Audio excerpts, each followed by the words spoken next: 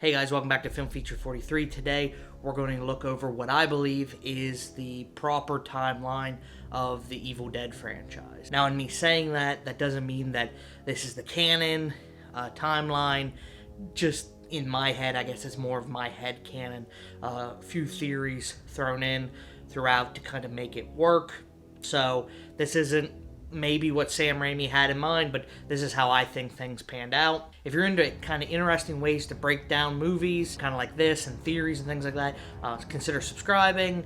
Let me know what you guys want to see. And if you're into this horror history, I noticed as I was looking to kind of do some research on this, that there's a channel called CZ's World that does some of the horror history with Saw and Jaws and The Conjuring and stuff like that. So if you're into that, maybe check out his channel. I'm going to link it down in the description as well. But without further ado, let's get into the history of the Evil Dead. This timeline gets messy. It jumps forward in time, backward in time, and it's kind of like a sliding scale.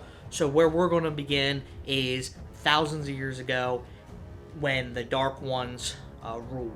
So what the Dark Ones are kind of these master demons. They're evil entities that release things like the Black Death onto humanity and war and famine, and they are the ones who created the Necronomicon, or the Book of the Dead, or the Naturom Demonto. They're releasing all these evil things onto the world until one of their own, a Dark One that went by the name Demon Woman of Fire, teamed up with a Sumerian knight named Kaya, who she promised immortality to banish the Dark Ones using the Necronomicon.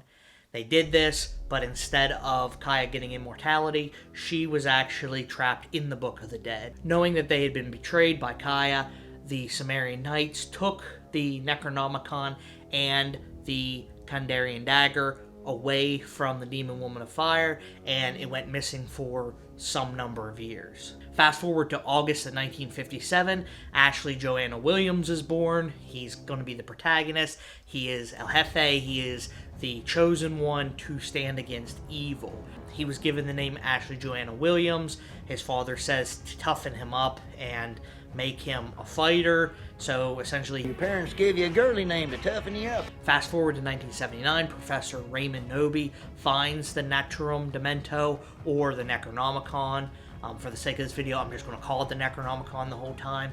And he takes it to his cabin in the woods. He begins studying it and starts to translate some of its writings and incantations, which leads to the possession of his wife, who then he kills and buries in the fruit cellar of the cabin before leaving. Sometime later, a demonic cult starts to have rituals in the same cabin, possibly using the Necronomicon to summon different demons and things like that. One of the daughters of the satanic cult followers then becomes possessed and kills her mother.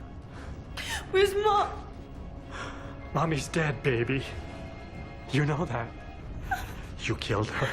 She's then tied to a post in the Knowby Cabin's cellar, and obviously being possessed, she's set on fire and then shot in the head with a boomstick. This brings us to the events of the first movie, where in 1982, Ash Williams, his friend Scotty, their girlfriends Linda and Shelly, and Ash's sister Cheryl all travel to the cabin for a weekend. They eventually find the Necronomicon, the Kandarian dagger, and a tape recording in the cellar of the cabin, in which they bring up and they start playing the recording. So the Necronomicon is a book written with human blood, bound in human flesh, and the recording lets us know that once you read the incantations in the book, evil things start happening. And to no one's surprise, evil things start happening.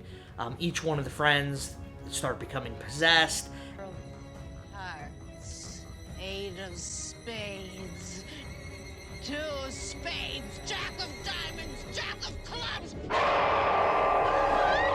And they get killed off one by one until the only person that's left is Ashley J. Williams. Whenever somebody becomes possessed, they're said to become deadites, which is kind of the catch-all term for these creatures that are possessed by demons.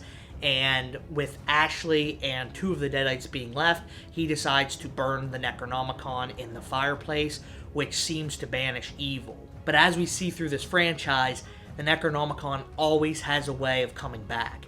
And what I believe happens here is we actually enter the first phase of time travel caused by the destruction of the Necronomicon, and it sends us back to a couple days before, where Ashley and his girlfriend this time are the only one to arrive to the Knowby Cabin. We find out later that his girlfriend wanted to go to Jacksonville the whole time, and they probably should have done that because Ash finds the Necronomicon once again and plays the tape once again, leading to the possession of his girlfriend, who he must kill once again, and then he is then possessed himself, but the sunlight actually stops him from becoming fully possessed. Later on, he must completely dismember his girlfriend. His hand becomes possessed, in which he has to cut it off, giving him his iconic chainsaw hand. And as night falls on the second day in the cabin, Annie Knowby, the daughter of Raymond and Henrietta Knowby, show up looking for her parents with the lost pages of the Necronomicon. She brings along with her 3 meat sacks to become possessed and killed later. In showing up to the cabin, she's looking for her parents, and her parents are nowhere in sight. Obviously, to her, they seem like they're dead. So, what does she assume? The crazy man with a chainsaw for a hand and a sawed-off boomstick is the one who killed her parents. So they knock him out and throw him in the cellar. Annie begins to play the tape that her father had left, finding out that her mother actually became possessed and is buried in the fruit cellar. Henrietta is back, and she's ready to Swallow your soul! I'll swallow your soul! I'll swallow your soul! They eventually save Ash from the fruit cellar, but one by one they all become possessed again. Ash dispatches Henrietta. Swallow this.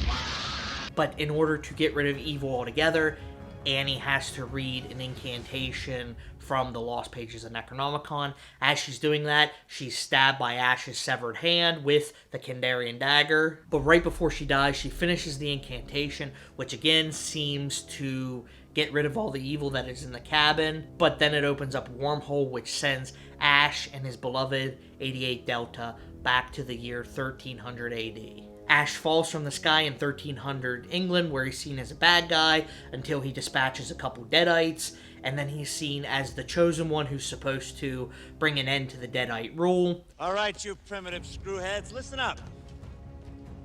See this? This is my boomstick! Now, let's talk about how I get back home. He is then tasked of going and picking up the Necronomicon from a cemetery on the outskirts of the kingdom, and he's given an incantation that he has to recite before he can pick up the Necronomicon. On his way to the cemetery, he ends up releasing a bunch of mini ashes that turn into an evil Ash clone, and when he finally gets to the Necronomicon, he flubs the incantation, takes the book, which that ends up rising all the dead from the cemetery. Klaatu! Marada!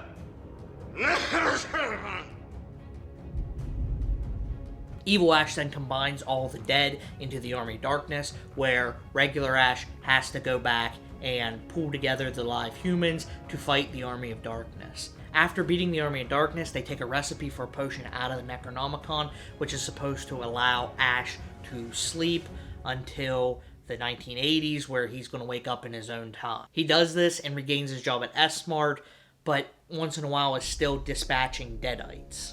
This brings us to the video game continuity of Hail to the King. While there is a lot of comic book material and a few video games that can fit in here and there of Ash Williams' story, I'm actually focusing on all of the movies, the TV series, and 2 of the video games. I think that the comic books and the other video games that are out there of the Evil Dead either could be described as dreams that Ash Williams is having, like almost delusions of grandeur, or take place in a different universe altogether. Some of them, their names are Ashley K. Williams or Ashley W. Williams. So it could be a different Ash altogether. Sometimes he doesn't even find the Necronomicon, so those are kind of outside the continuity, but I believe that Hail to the King actually falls nicely into the continuity right after Army of Darkness. So shortly after 1982, Ash begins to date a co-worker named Jenny, and he is having trouble facing down what happened at the cabin. He's having nightmares, he's seeing things, so Jenny decides in 1989 that it's best to go back to the cabin so Ash can face his literal and figurative demons. Once they get to the cabin, Ash's possessed hand then begins to play the incantation on the tape recorder once again, releasing the Deadites back to wreak havoc upon Ash's life. One thing I noticed throughout the series is Ash always returns to the cabin, and I think that's the Book of the Dead calling him back time and time again. Jenny is then kidnapped, and Ash releases Bad Ash from a mirror. He then rearms himself with a chainsaw. He finds Professor Knowby's notes, where he finds out that Professor Knowby actually had a partner who was a priest named Father Allard. He goes down into the fruit cellar, where he finds a possessed Annie that he must dispatch. And plot twist, Jenny is now possessed. And double plot twist, Father Allard is actually Bad Ash from the 1300s. Bad Ash then uses the Necronomicon and the Kandarian dagger to kidnap Jenny once again and take her in a portal to a 9th century Arabian village. Regular Ash follows suit, where he fights Bad Ash in a giant scorpion form. He then saves Jenny, and using the Necronomicon returns back to the present-day Dearborn, Michigan, where he moved away from Elk Grove. But it's not the Dearborn that they left behind.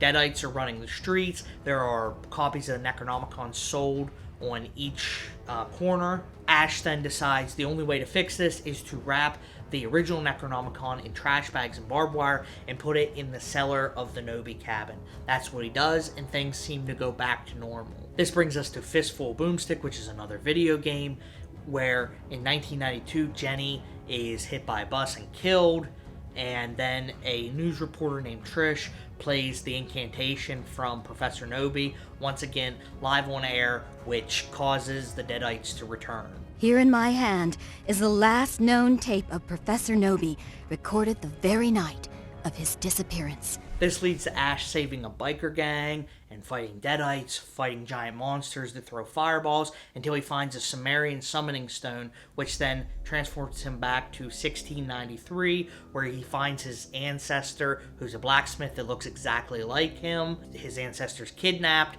Ash then realizes that the Back to the Future principle stands, that if his ancestor is then killed, then he will never exist. So he has to save his ancestor, where along the way he finds a spell scroll, which then transports him back to, or I guess in this case, forward to 1863, where again he meets another one of his relatives, and he has to convince the North and the South sides of the American Civil War to come together to fight an army of Deadites. Ash, along with his ancestor, then fight a Deadite in the form of a dragon, and after he's defeated, Ash returns to present day, where, again, the streets are overrun by Deadites. They're being controlled by their queen, who turns out to be the reporter from the beginning named Trish, who is using the summoning stone that Ash stupidly left in 1863 to control all these Deadites. Ash then tricks her into eating dynamite, which then she blows up. After he kills Trish, he uses the summoning stone which he acquires to try to fix everything, which he kind of does, but he messes up the incantation, sending him back to feudal Japan. Also in 1992, while all this is going on, David Allen and his two friends, his girlfriend, and his sister Maya all go to the Knowby Cabin, which they say is now owned by their parents, in order to help Maya overcome her drug addiction. They find the Necronomicon wrapped in the garbage bags and barbed wire that Ash wrapped it in, and ignoring all of the warnings, their supposedly intelligent teacher friend named Eric reads the incantation, unleashing evil onto them, where they all become possessed one by one, except Maya overcomes this possession by being buried alive. After Maya's forced to essentially rip off her own arm, she frees herself and kills the evil entity. Ash then uses the summoning stone to return to 1992, where he shows up to the cabin to retrieve the Necronomicon to put an end to all this, because his hand is the only safe hands for the Necronomicon, or so we think. Groovy. Fast forward to 2015, where that proves to not be true, because Ash decides to read it as a book of poetry to a stoned prostitute, because she's going on about how much she loves poetry. And of course, that releases the evil dead back into Ash's life. Ash then recruits the help of his co-workers from Value Stop, where he works now instead of S-Mart, named Pablo and Kelly. You're kind of like a young me. That ice ruined your life and you're hot as hell. You know they were Jewish, right? I did not. To go back to the cabin and bury the Necronomicon in the fruit cellar because it worked the last time. On their way, they dispatch a bunch of deadites. They're trailed by the police. They end up releasing another demon onto the world by accident by reading the Necronomicon. They have to banish him, and they finally make it to the cabin, where Ash is taunted by the severed head of his girlfriend Linda, who he killed back in 1982, along with his severed hand, who decides to grow yet again another evil form of Ash. Evil Ash is then killed, and a woman claiming to be Ruby Knowby, the daughter of Raymond and Henrietta, shows up, but we quickly find out that she's actually the demon woman of fire who banished the Dark Ones at the beginning of this story, and she's there to get the Necronomicon and the Kandarian dagger from Ash. She kidnaps Pablo, cutting off the face of the Necronomicon, putting on his face, and forcing him to give birth to her demon spawn. Ash then starts killing the demon spawn, and Ruby relays to him that he is destined to stand against the Necronomicon, the Dark Ones, the forces of evil, and herself for all eternity. But she gives him an out. She will let him, Kelly, and Pablo go to Jacksonville and live out the rest of whatever life they have left, which is where Ash wanted to go this whole time anyway, since 1982. Ash agrees as long as he can take the Kandarian dagger as collateral, or as kind of an insurance policy. While in Jacksonville, the world is starting to become ripped apart. Sinkholes are opening up, demons are running rampant throughout the world, so that forces Ash to go to Elk Grove, Michigan. That's my hometown.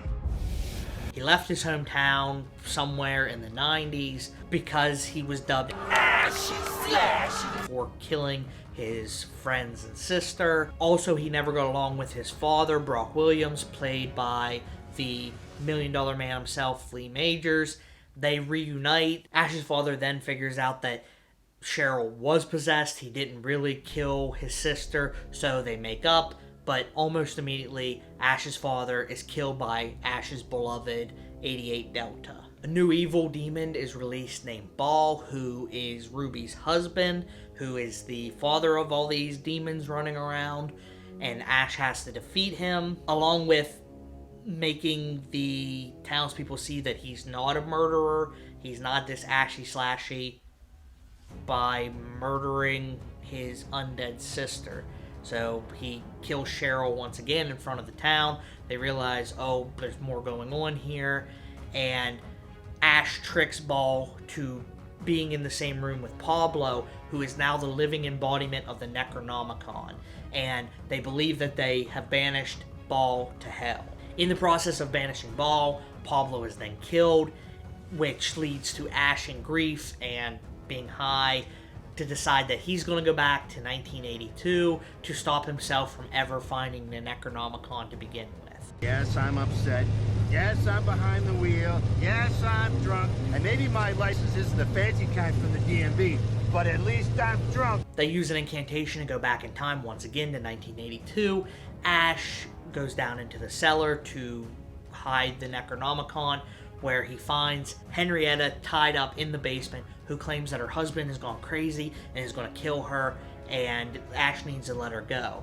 And Ash, being, I guess, the nice person he is and always naive, decides to unlock her chains, letting her free, but On a side conversation, we hear that Raymond has actually brought one of his students to transfer the demon out of Henrietta into the student. Professor Knowby escapes, locking the cellar, leaving Ash and the student to fight off the possessed Henrietta. Ash does so, but Professor Knowby is killed by 1982 Ruby. 1982 Ruby then kills 2016 Ruby, and then takes possession of the Necronomicon, meaning that Ash would have never found it to begin with in 1982.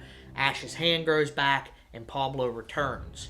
But it turns out that Pablo was actually Baal all along, who used Ash's naivete to bring him back so he can gain control of the Necronomicon.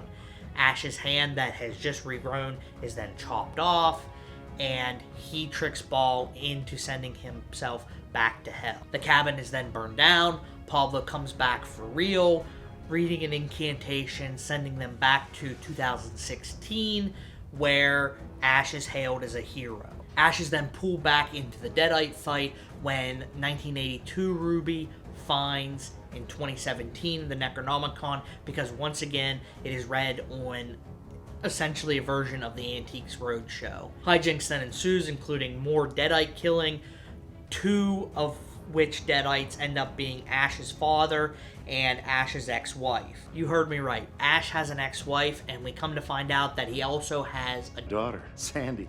Mandy.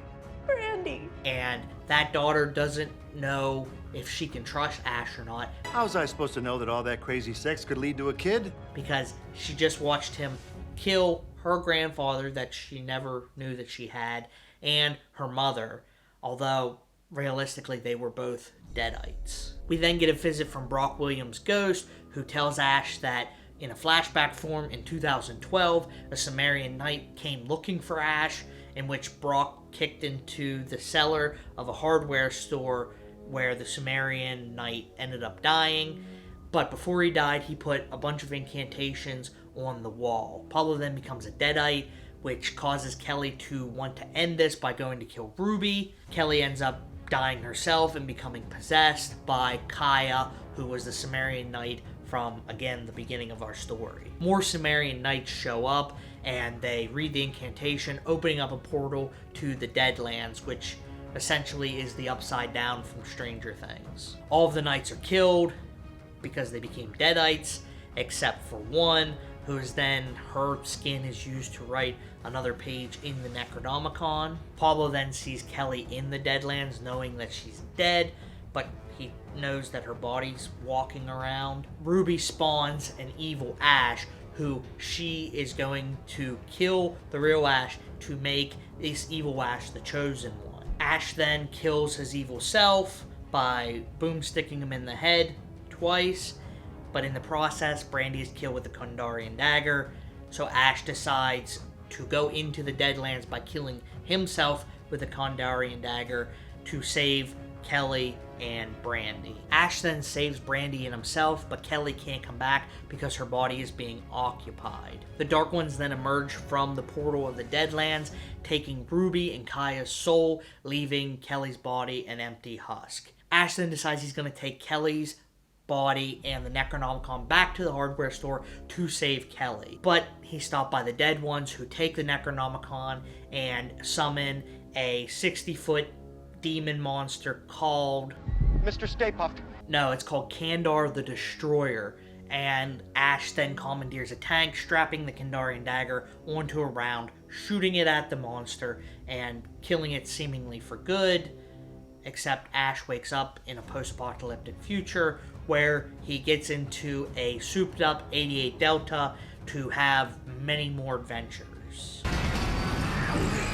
Except for the fact that this show was canceled after the 3rd season. So, after Ash vs. Evil Dead is canceled, Bruce Campbell said he's probably retiring the character of Ash Williams, although we are getting a video game, The Evil Dead the Game, and we're getting a new movie called Evil Dead Rises, which takes us out of the cabin in the woods setting and drops us into LA, where they find a Necronomicon in the basement of an apartment building. It's 2 sisters, and one of the sisters has 3 kids, so I feel like it's going to be more of a dark turn, where there are going to be a lot of hard decisions.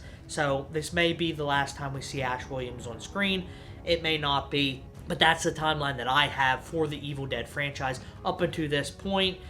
If I missed something, let me know. If you guys want to see more stuff like this, let me know again down in the comments, and I'll see you in the next one. Thanks.